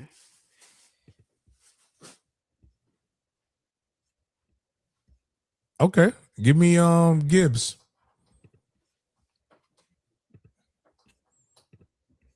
First selection is Jahmyr Gibbs. Damn, Fitz only did that? In 2010, though. This is in 2010. Yeah. Yes. Give me another team. Another team? Oh, I only get to do it once? Yes, you get to do it one time. That's fine. This is Who Wants to Be a Millionaire. I'm burning my you know what I'm saying? Give me another team, dog. I'm burning this shit. Oh, okay. Got you. Damn, now I think about 15 points ain't bad. All right, I'm cool with that. I'll take Steven Jackson. Do you know that Trey Benson didn't know who Steven Jackson was? Trey Benson, running back for the Cardinals, played at Florida State. It's crazy. All right. Now I need luck. Okay, this should be straight. You give me Julio. Yep. Julio Jones. Starting they wide still receiver. robbed him. He should have been higher if Matt would throw him some damn touchdowns. Got Arizona again. Fuck. I gotta go with David Johnson at flex then.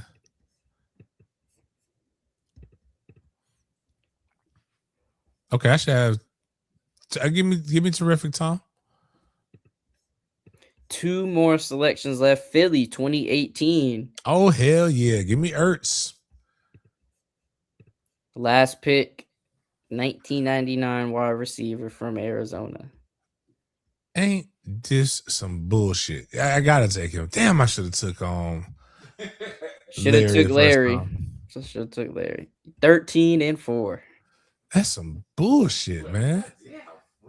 All right, let's play it. Let's play it again since you used your options a little too early. Let's go back, see if you can stretch out. Like it's dumb. That's bullshit, man. Stretch. Like when I saw, like, come on, dog. Like, come on, bro. Like they did that shit on purpose, man. All right, go ahead. Let me try this again. Gonna roll it. Oh my! New York Jets 2023. I'd say Brees is okay. I'd say Brees.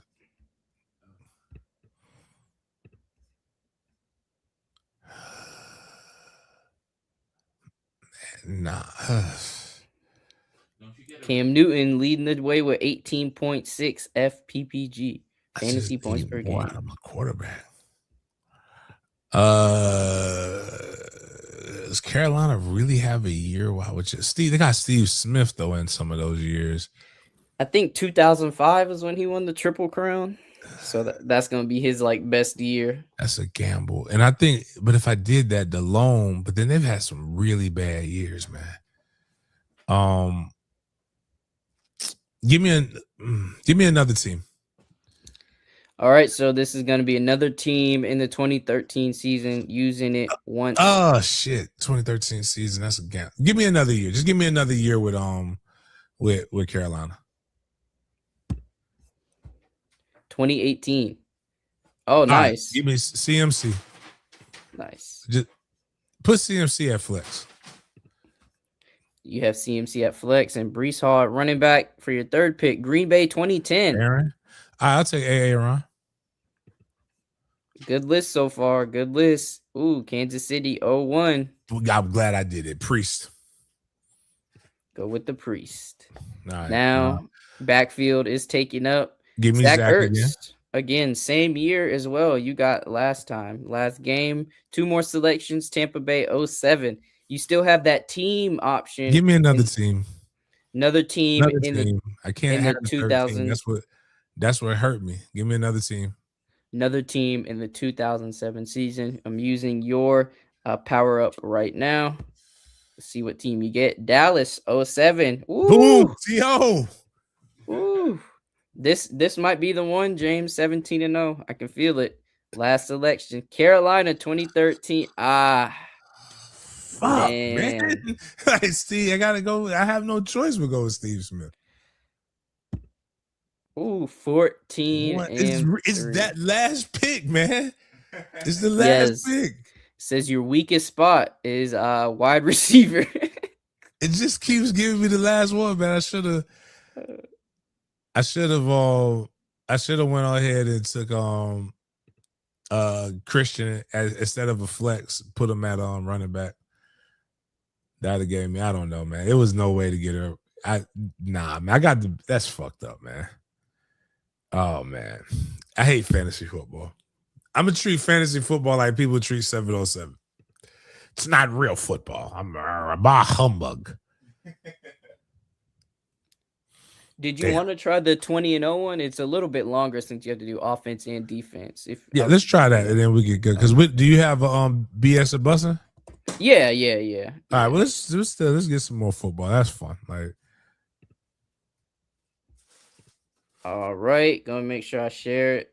Apparently, for FSU fans, we lost another good softball player.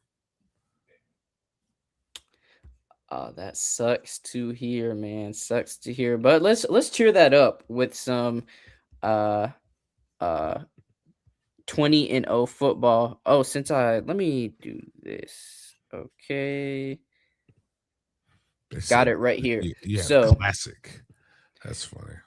So you have 12 picks, James. You have 6 offensive picks at first, and then 6 defensive picks. So that's going to be picks 7 through 12 is defense, 1 through 6 is offense, just to make that Okay. clear. And it's kind of the same thing in 17-0 with the teams and the eras. So you can see right there, you got Carolina 2021 to 2025. So this is offense. So this is quarterback, running back, wide receiver, tight end, and 2 flex positions. And 21 we're through not picking on points. no, this is based off the best. I think, like you said, the best season they had during that era, if I'm not mistaken. So like quarterback Bryce Young, 23 and 11 touchdowns to interceptions. So I have to pick quarterback? No, I was just saying a name. You can pick running back as well. Ew. CMC then? Damn, CMC. All right, go down the wide. Because I think he was in his best years during that era was when he went to San Francisco. Gotcha. Yeah, so then you had like Thielen is probably the best during this in terms of yards. Oh, now DJ Moore actually. DJ Moore. Excuse me. And yep, those are your wide What receivers. about the pretty boy, 7th floor crew guy? Is he the tight end? Let me see the tight end. No, he wasn't playing. No, he wasn't there. He was already retired by then. Yeah, he wasn't playing anymore. All but you kind of right. get the gist. This time, instead of fantasy points per game, is actual stats. So yeah. All right. you Well, got let's go. I know I'm not picking no quarterback. I know I'm not. Give me DJ Moore then. DJ Moore first pick. Wide receiver or one of your flex?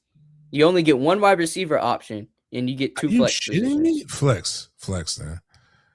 All right. Damn, that's hard. New York Giants 2011-2015.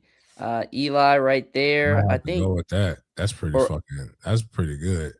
Scroll down.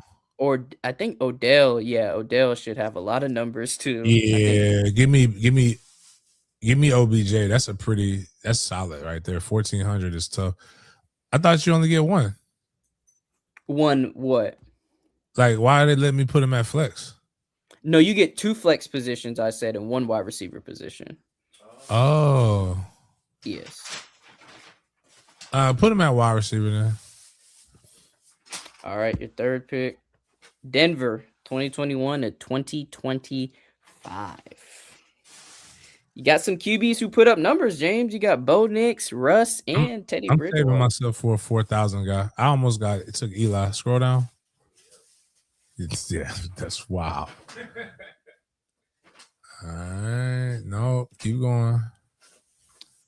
So you can put a running back or a wide receiver in that flex position on 20-0. Just letting you know. Who's the tight end? The most successful one, Evan Ingram. Oh, actually, Noah Fant. Excuse me. Noah Fant. Go back up to wide receivers. Jude, I guess gotta give me Cortland Sutton. And gotta put him at flex. That's your last flex. Got you. Round 4, Detroit.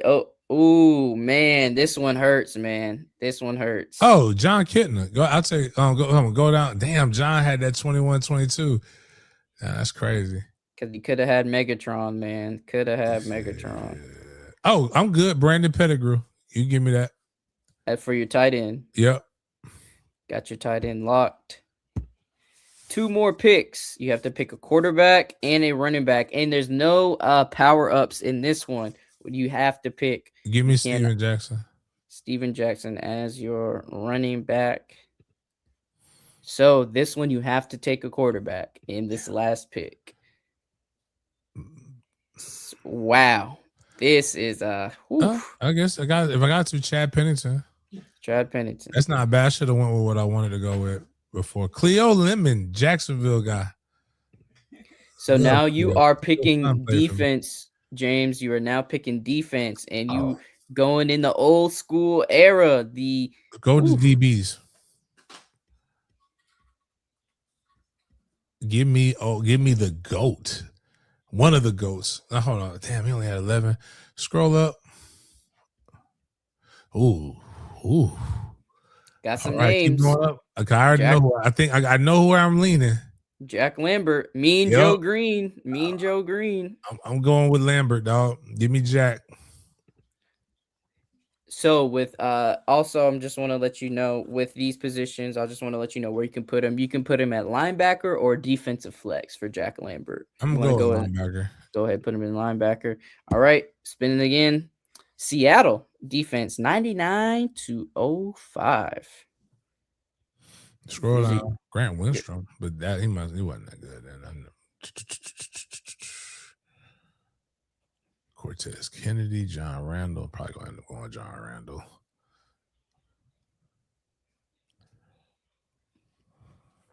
I already got my line, so it's gotta be. I don't remember who the DBs are, man, but some names on that team. these are the DBs right here. They ain't got my boy Mike Bulware on that thing. Ken Hamlin, shout out to my dog with the hats. There we go, Michael Mike Boulware. Beasley. But yeah, I'm not doing that, Mike. Love you though. So All who right, go back up. you going D to tackles. Give me Randall. D tackle or D flex? D D tackle. tackle. All right.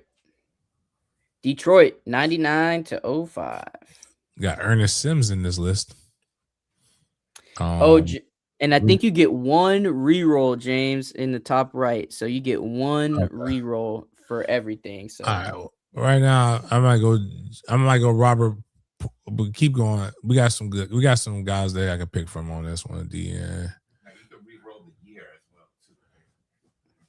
I just think said when it one says reroll. reroll, I think it's the team Both. and the era. Yeah, both. So I'm glad I got the linebacker I got. You can keep going. I can't get linebackers anyway, so. Oh, Earl Holmes. You can, but you can put him at a flex. Oh, yeah. If you want a linebacker. Yeah. Stephen Boyd, pretty good. Dre Bly, name Fernando Bryant. Damn, no picks.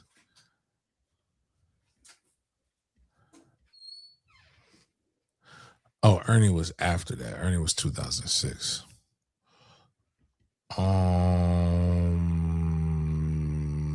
Go back up.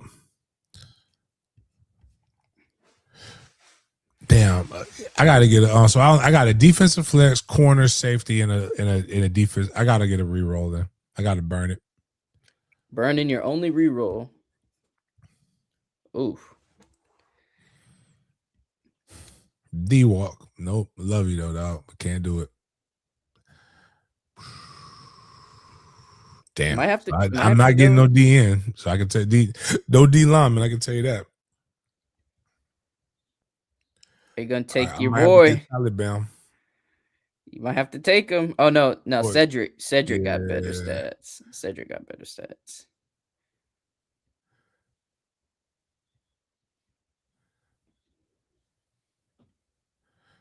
Let me see what we got with the DB with the secondary. Nope. Wow, it's just amazing how bad, or how not bad, how like nobody really puts up these numbers like that. All right, go back up. Give me we'll take my guy at the linebacker position. Put him at the flex. It wasn't him. It was another one that had 160 though. I thought. Oh, excuse me. My bad. You're right. Yeah. Putting him at the flex. So now you have to get an edge, a cornerback, and a safety with these 3 picks.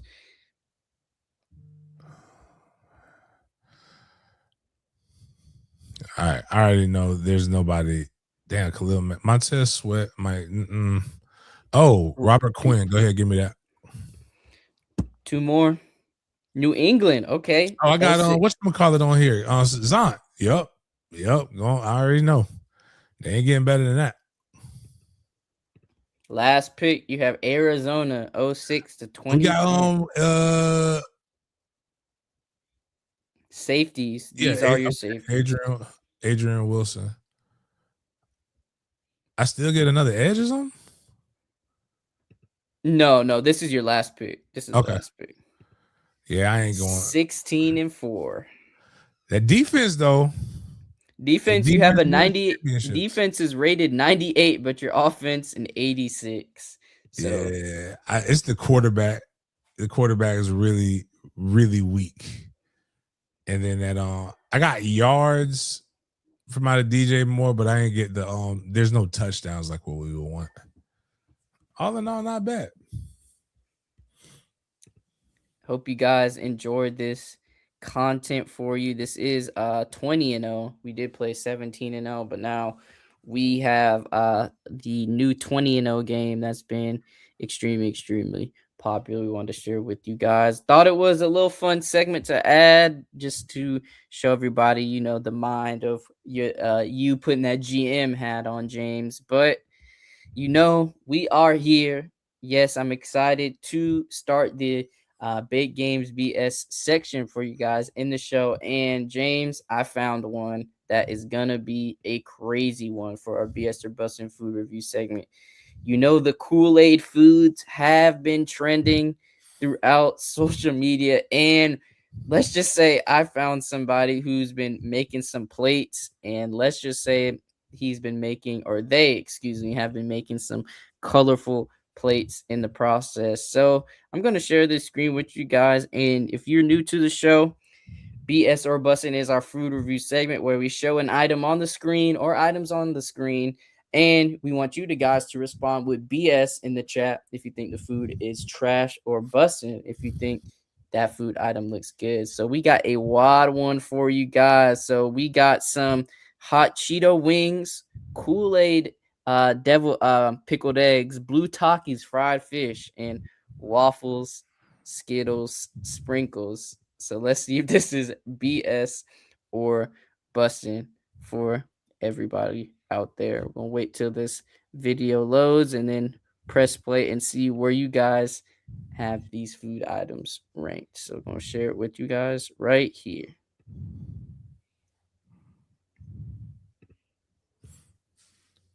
Sorry about that, guys. Oh, my bad. Got you right So we here. got a pilgrim eating this. You got everybody eating this, man. Okay. Everybody. Yeah. You're not supposed to deep throat it anyway, no? What's up, man? I'm out here. We're selling plates now. I got my hot Cheeto wings. I I got my that. Kool-Aid eggs with the pop rock Good. seasoning. We got fried fish with a blue taki.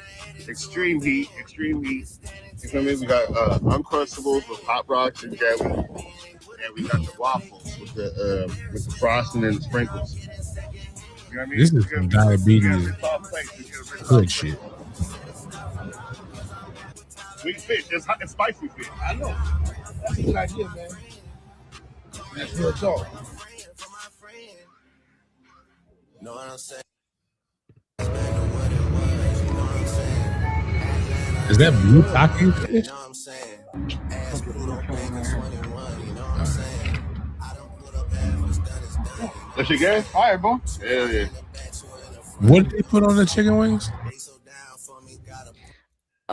It's hot, what is it? Hot chips? Hot Cheeto wings. Hot Cheetos. Okay, yeah. I ain't mad at that. And then the fish is blue Takis fried fish. I don't eat fish, so I'm passing.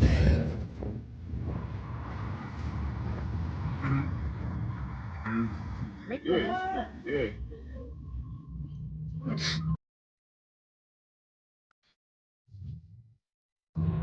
You fuck with it? It's fire? That's good. It's still sizzling. Yeah. Pop rocks on it. So James, you saw the widespread of food he had, man. Is that BS or bussin'?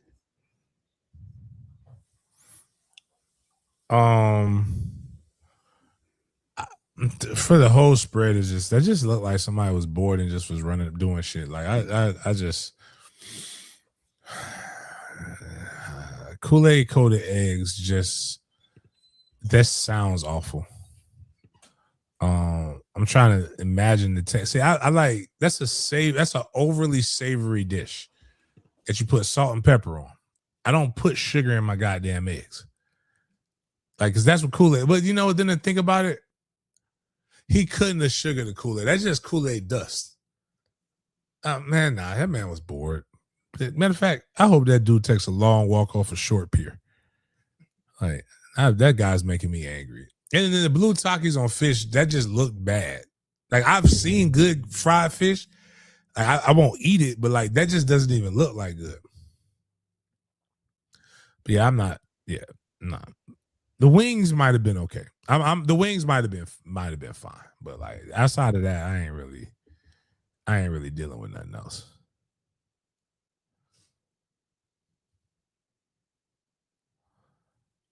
Pop rocks on a Uncrustable though might be too much. That's too much. Too much going on.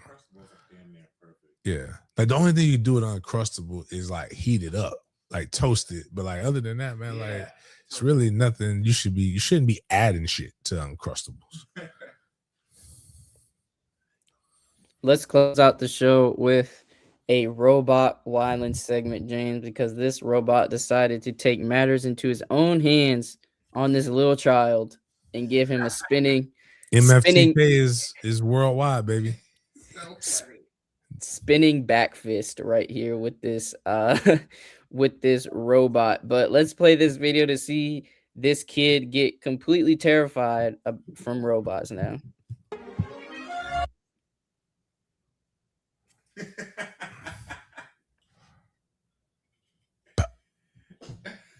Bow. That kid, whatever that kid deserved it.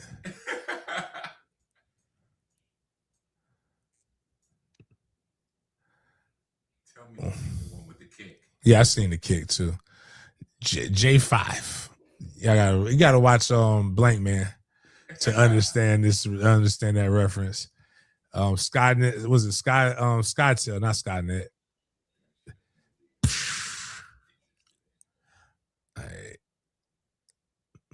That kid got a strong chin though, because that's metal. He took one. You know it's not America because nobody attacked the robot. Should have been shot. It's kind of like Kevin Hart had a skit about, his lady he was with or something. I was in the club, she got kicked in the face.